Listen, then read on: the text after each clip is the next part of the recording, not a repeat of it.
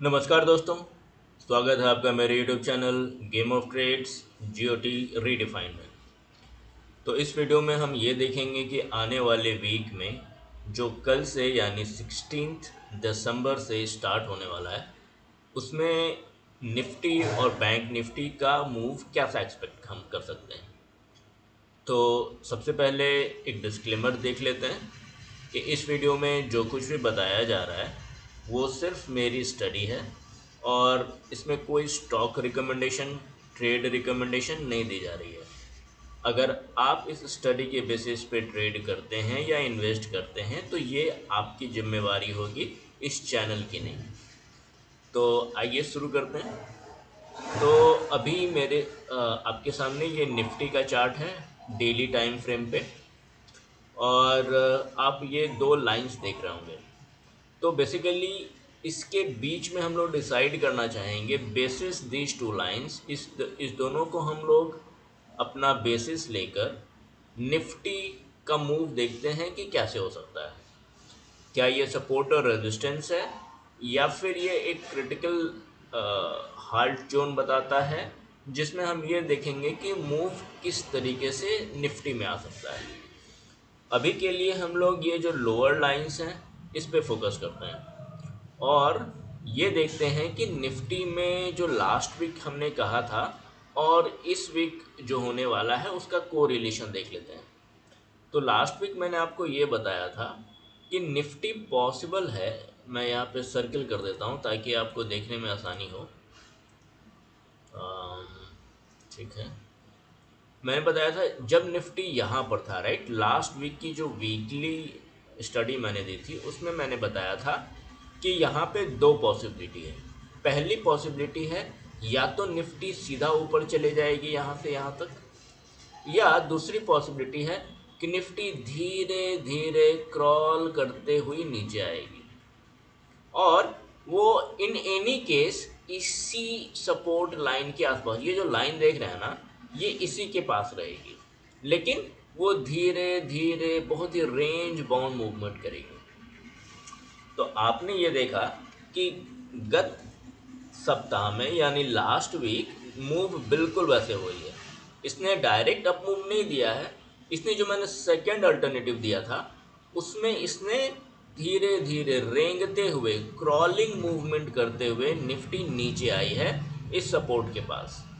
और मैंने ये भी कहा था अगर इस सपोर्ट के पास आती है तो यहाँ से हमें अगर कोई भी बाइंग सेटअप मिलता है तो हम उसको लॉन्ग कर सकते हैं। अब अगर आप देखिएगा तो ये थोड़ी सी ज़्यादा नीचे जरूर आ गई है लेकिन ये फिर लॉन्ग मूव दी है।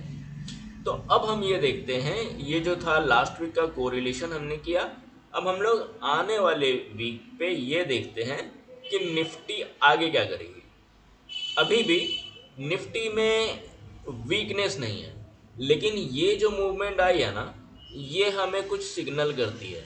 ये देखकर मुझे ऐसा लगता है कि ये जो करेक्शन एक्सपेक्ट मैं कर रहा था, मूव तो वैसे आई है बट ये समहाउ कंप्लीट नहीं लग रही है। अब ये चूंकि कंप्लीट नहीं लग रही है, इसका क्या मतलब है? इसका मतलब क्या ये नीचे और जाएगा या फिर क्या होने वाला है? तो ये कंप्लीट नहीं लग रही है, ये एक बात है। दूसरी बात ये है कि ये एक बड़ा मूव आया है जिसको हम लोग निगलेक्ट भी नहीं कर सकते हैं। तो इस दोनों के इंफॉर्मेशन के बेसिस पे अगर हम ये निकालें कि नेक्स्ट क्या, आगे क्या होगा, तो एक पॉसिबिलिटी निकल कर आती है कि निफ्टी यहाँ से ऊपर जाएगी यहाँ तक। ये कितना है? 25,100 200। आप इसको ऐसा समझ लो, ये एक रेंज समझ लो। ये रेंज क्या है? 25,100 टू 25, ऐसा समझो कि 25,050 टू 25,200, अराउंड 150 पॉइंट का रेंज है जहां पे मैं निफ्टी को आने वाले टाइम पे देख रहा हूं, may be in a week. तो हम लोग क्या एक्सपेक्ट करेंगे कि निफ्टी आने वाले वीक में इस दिशा की ओर चलेगा और ये चलते वक्त ऊपर जब ये जा रहा है तो अराउंड 25,050 टू 25,200 के रेंज में कहीं पे जाएगा, जहां पे पॉसिबल है कि इसको रेजिस्टेंस मिलेगा, पॉसिबल है, राइट। ऐसा नहीं है डेफिनेट कि रेजिस्टेंस मिलेगा। इस दोनों में डिफरेंस समझिए, है ना। यहाँ पे मैं बस इतना कह रहा हूँ कि एक पॉसिबिलिटी है, जो भी सेलर्स हैं मार्केट में, अगर सेलर्स हैं और वो चाहते हैं कि निफ्टी को नीचे ले जाना, तो एक यही रेंज है। मैं इसको हाईलाइट कर देता हूँ। ये जो रेंज है निफ्टी में, आप ऐसा समझो कि 100 हाँ, ये जो रेंज है एक, हाँ, इससे करीब, हाँ, अराउंड दिस, ये वाला जो है, यहाँ पर हम लोग देख सकते हैं कि एक पॉसिबिलिटी ये हो कि निफ्टी रेजिस्टेंस फेस करे। वो करेगा या नहीं करेगा ये देखना है। अगर यहाँ से वो रेजिस्टेंस फेस नहीं करता है तो आप निफ्टी को सीधा यहाँ पे जाते हुए देखेंगे, जो मैंने लास्ट वीक भी नंबर दिया था आपका, विच विल बी अराउंड 27,000। मैं टेक्स्ट में लिख देता हूँ, I think it was 27,100 something, right. मुझे एग्जैक्ट नंबर याद नहीं है, पर हम लोग निफ्टी को आने वाले टाइम पे इतना देखेंगे। अगर यहाँ पर सेलर्स एक्टिव नहीं हुए तो, अगर यहाँ पे सेलिंग एक्टिविटी नहीं हुई, अगर ये रेंज पे सेलिंग नहीं आई, यहाँ से अगर निफ्टी नीचे नहीं आया, तो सीधे निफ्टी यहाँ जाएगा। ये क्लैरिटी होती है, ये स्टडी है मेरी। तो अभी निफ्टी काफ़ी क्लियर है, राइट। मैं आपको बताते आया हूँ, मैंने करीब यहाँ से आपको बताया था कि अब लॉन्ग नहीं करना है निफ्टी में, निफ्टी में लॉन्ग नहीं करना है। मैं आपको यहाँ से बताते आ रहा हूँ, राइट। जब मार्केट गिरा था, यहाँ पे टॉप पे मैंने आपको बताया था कि यहाँ पे सिग्नल जरूर आता है, मार्केट अपने आप को कंप्लीट कर चुका है। ये मैंने आपको 3 डिफरेंट स्टडी से बताया था कि इसको हम कंप्लीट कैसे कर सकते हैं। पर फॉल आएगा या नहीं, क्योंकि इसमें एक्सटेंशंस की पॉसिबिलिटी थी, तो मैंने कहा अभी वेट एंड वॉच करते हैं। उसके बाद जब ये आया, यहाँ पर गिर गया, तो ये कंफर्मेशन दे दिया कि नहीं, अब ये ऊपर नहीं जा रहा है। तो फिर मैंने आपको बताया था यहाँ से हमें इसके नीचे सेल करना है, तब से हम लोग सेल पर आए थे। फिर हमने यहाँ पे कहीं पे हम लोग बुलिश हो गए थे कि ये ऊपर जाएगा, और फिर अभी मैं फिर से कह रहा हूँ कि यहाँ पर अगर निफ्टी में डाउन टर्न नहीं आया तो हम सीधा इस ओर जा रहे हैं। फिलहाल जो ये मूवमेंट दिख रही है, ये मुझे इतनी क्लैरिटी दे रही है। तो निफ्टी में अभी अगर आप ये देखें तो ये है अराउंड 600 से 500 करीब, ये है करीब 500 का मूव, राइट। ये जो पूरा मूव है, ये निफ्टी में 500 पॉइंट्स का मूव है, विच इज़ अ लॉट। ये काफ़ी होता है अगर आपको अच्छा प्रॉफिट कमाना है तो, ठीक है। तो आप इसको कैप्चर कर सकते हैं। अगर यहाँ पर सेलिंग नहीं आई, तो फिर आप देख रहे हैं यहाँ पे मोर देन 2000 पॉइंट्स का मूव है, जिसको आप कैप्चर कर सकते हैं। तो आने वाले दिनों में काफ़ी पॉसिबिलिटी है जो हम लोगों को देखने को मिल सकती है निफ्टी में, पॉजिटिविटी है। अभी यहाँ पर क्या होगा हमें ये देखना है, क्योंकि सेलर्स के पास ये लास्ट चांस होगा अगर उसको नीचे, निफ्टी को नीचे गिराना है तो।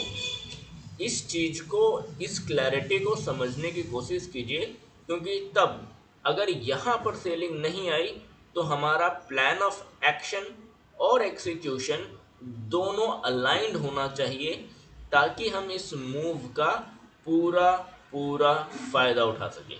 तो इसके लिए आप ये देख रहे हैं कि ये जिस तरीके से ये करेक्शन आया है, वो हमें ये बताकर जाता है कि अभी आने वाले वीक में निफ्टी कितना तो आ रहा है। और यहाँ पे मैं आपको बताता हूँ, मैं ये सब ड्राइंग्स को हटा देता हूँ ताकि आपको मैं एक बार और क्लियर कर कर ये बता दूँ कि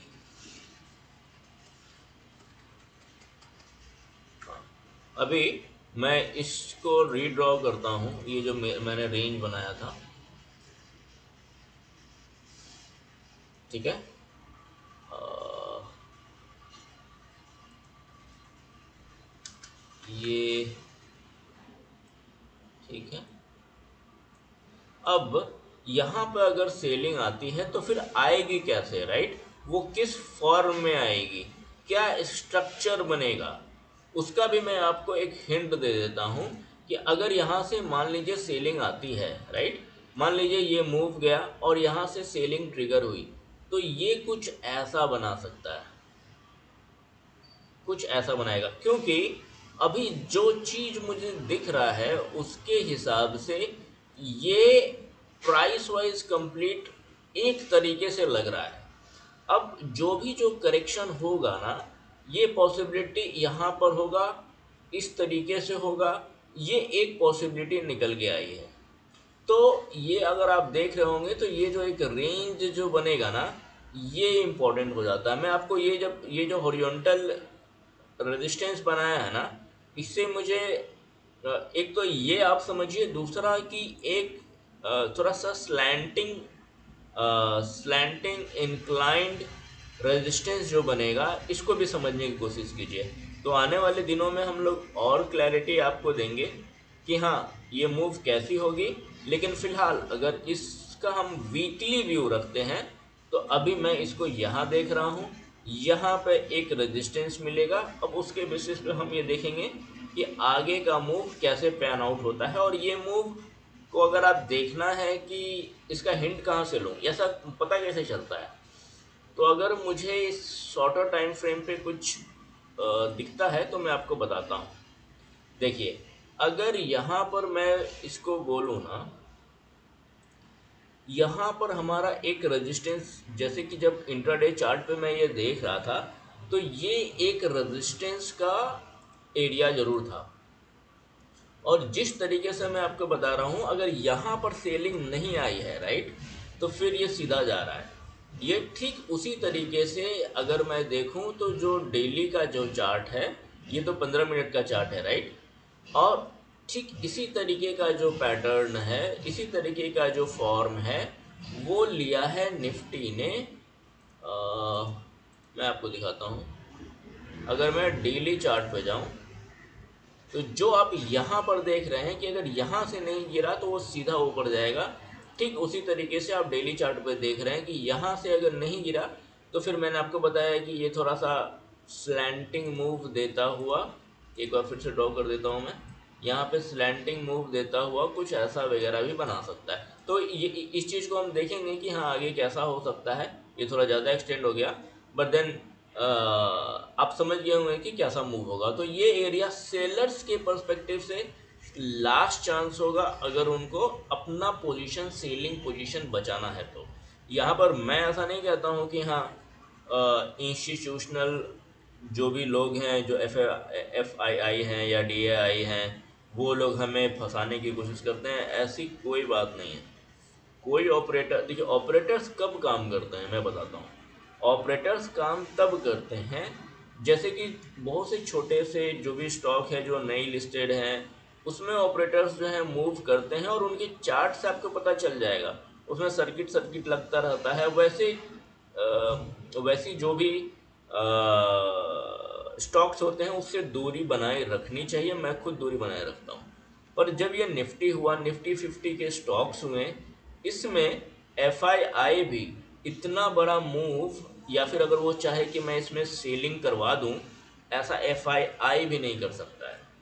कारण क्या है, कुछ एक जो चार्ट पैटर्न होते हैं ना, जैसे मैं आपको बता रहा हूँ कि अगर यहाँ सेलिंग नहीं आई तो यहाँ पे एफ आई आई हो या डी आई आई हो, सब बाय ही करेंगे। मैं इस क्लैरिटी के साथ आपको बता रहा हूँ, ये एक ऐसा जंक्शन होगा जैसे यहाँ पर जब ये मूव आई ना, तो यहाँ पे बाय ही करना है। और एफ आई आई हो या डी आई आई हो, जिनको ये दिख रहा है कि यहाँ पर क्या बन रहा है, वो बाय ही करेगा, राइट। ये हम और आप हैं जो कंफ्यूज हो जाते हैं, जिनको लगता है कि शायद मार्केट अब ऊपर नहीं जाएगा, काफ़ी घिस चुका है, काफ़ी ऊपर जा चुका है, यहाँ पे इतना देर तक रेंज बाउंड मूवमेंट किया है, अब क्या ऊपर जाएगा, ये हमारी और आपकी सोच है। पर जिसको ये पैटर्न पता है वो यहाँ पर बाई ही करेगा।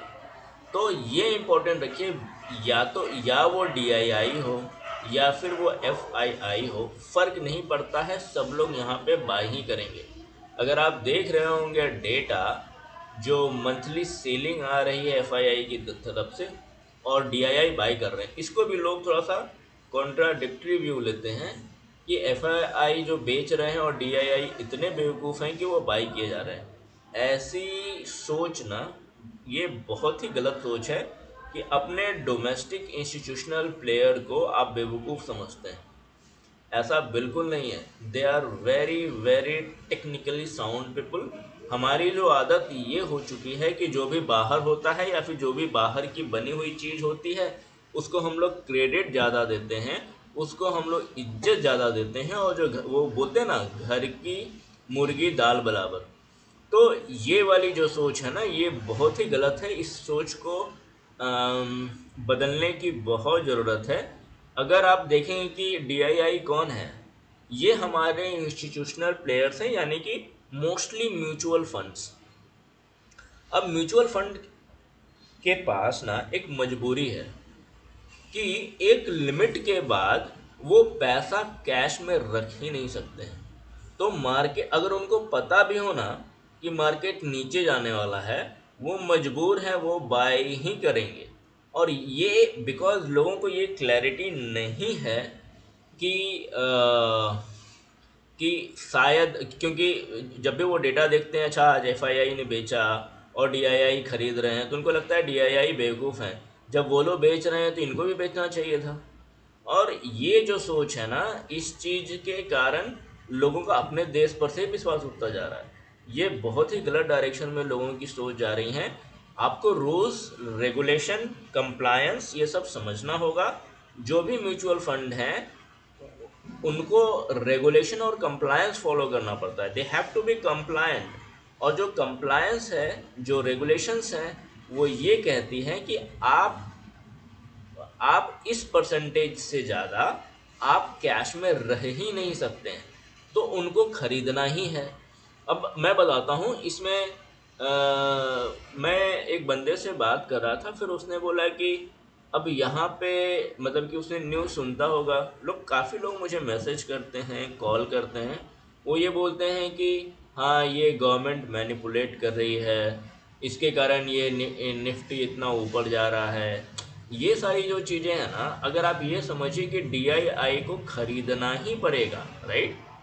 तो अब चूंकि उसको खरीदना है, और मान लीजिए कि गवर्नमेंट मैनिपुलेट भी कर रही है, मुझे नहीं पता मैनिपुलेट करती है नहीं करती है, म्यूचुअल फंड्स मैनिपुलेट करते हैं या नहीं करते हैं, बट देन मुझे रूल्स एंड रेगुलेशंस पता है। अगर वो मैनिपुलेट करेंगे भी ना, क्योंकि म्यूचुअल फंड के पास इतने सारे SIPs आते हैं कि FII बेचेंगे भी तो भी दे हैव इनफ कैश कि मार्केट को वो अपने दम पे उठा लेंगे।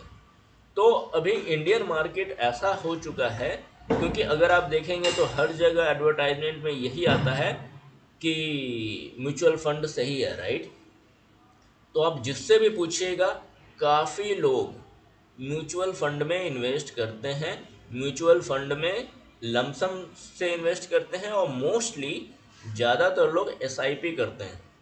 और इसके कारण म्यूचुअल फंड का जो हमेशा का ईयरली टर्नओवर है, जो उनको कैश आता है, वो हमेशा बढ़ता ही जा रहा है। और इसके कारण उनके पास पैसा ही इतना है कि अगर वो चाहे ना, FII नहीं भी हो, वो लोग बेचते भी रहे ना, तो भी ये मार्केट को अकेले खींच दें। तो इसके लिए ये बिल्कुल ना सोचें कि ये मैनिपुलेशन हो रहा है, ये रूल्स और रेगुलेशन के तहत हो रहा है। और अगर एक तरह से मान भी लेते हैं कि DII है जो, या फिर गवर्नमेंट है जो मैनिपुलेट कर रही है, तो अगर मैनिपुलेट करेगी भी तो कहाँ करेगी, वो इंडेक्स में ही करेगी, राइट। तो क्योंकि गवर्नमेंट को क्या चाहिए कि SIP बंद नहीं हो, राइट, क्योंकि तभी ये निफ्टी, अगर किसी को मैनिपुलेट भी करना है, एक तरह से मान लेते हैं, अगर मैनिपुलेट भी करना है तो उनको करना क्या होगा, करना उनको ये होगा कि हमेशा ये दिखाना होगा कि निफ्टी को ऊपर ही रखना पड़ेगा। अगर निफ्टी ऊपर जाता रहेगा तब लोग जो हैं बोलेंगे कि हाँ मुझे अच्छा रिटर्न मिलता है, लोग इन्वेस्ट करेंगे। क्यों? क्योंकि वो मेरा इंडेक्स है।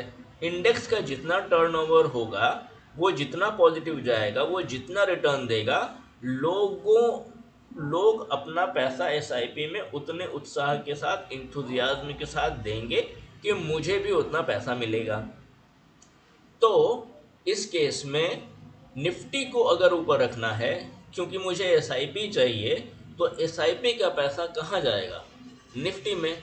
क्यों? क्योंकि फिर वो सर्किल बनता रहेगा, राइट? निफ्टी ऊपर जाता रहेगा और लोगों को लगेगा कि हाँ, तब चूंकि ये ऊपर जा रहा है, एफआईआई बेच रहे हैं, तब भी मुझे पॉजिटिव रिटर्न आ रहे हैं, राइट? मेरा म्यूचुअल फंड का पैसा डबल हो रहा है, ट्रिपल हो रहा है, राइट? 2 या 3 या 5 साल में, 10 साल में, राइट?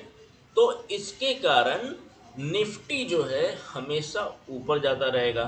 अब इस तरीके से अगर आप देखें, तो अगर आपको स्टॉक सिलेक्शन भी करना है तो ये एक इम्पॉर्टेंट क्राइटेरिया हो जाता है कि सेक्टोरियल एनालिसिस हम लोग करेंगे, हम लोग बाद में करेंगे।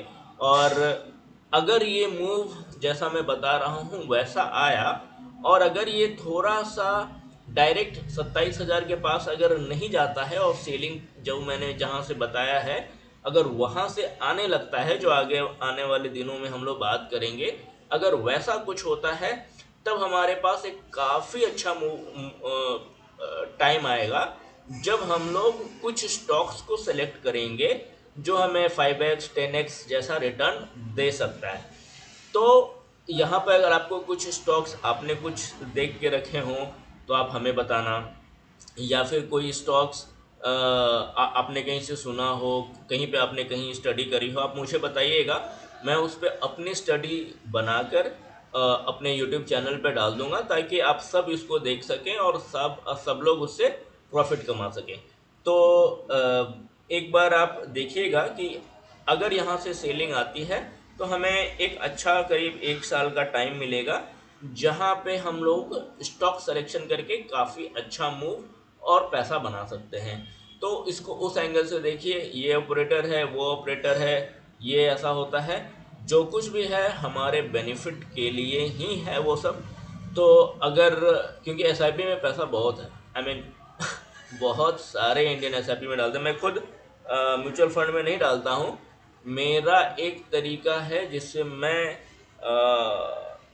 इन्वेस्ट करता हूँ। मैं आने वाले दिनों में कुछ स्टॉक्स पे भी वीडियो बनाऊंगा जो मेरे पोर्टफोलियो में है, और मैं प्रॉपर डिस्क्लेमर के साथ बनाऊंगा कि ये स्टॉक को मैं किस तरीके से देखता हूँ और इसको मैंने बाई किया है या नहीं, मैं वो भी आपको बताऊंगा। और मेरा टारगेट क्या है, ये सारी डिटेल्स आपको मिलेगी, तो आप इस चैनल के साथ जुड़े रहें। और इम्पॉर्टेंट ये है कि आप जो भी काम करते हैं, try to increase your salary, क्योंकि अब आपकी जैसे सैलरी बढ़ते रहेगी वैसे वैसे आप, क्योंकि अभी क्या हो रहा है कि लोगों की जैसे जैसे सैलरी बढ़ रही है, तो उनके पास इन्वेस्टमेंट के ऑप्शन ही कितने हैं। या तो रियल एस्टेट में डालेंगे या फिर इक्विटी में डालेंगे। इक्विटी का मतलब वो म्यूचुअल फंड, क्योंकि उनको पर्सनली उतना लोड लेना नहीं होता है।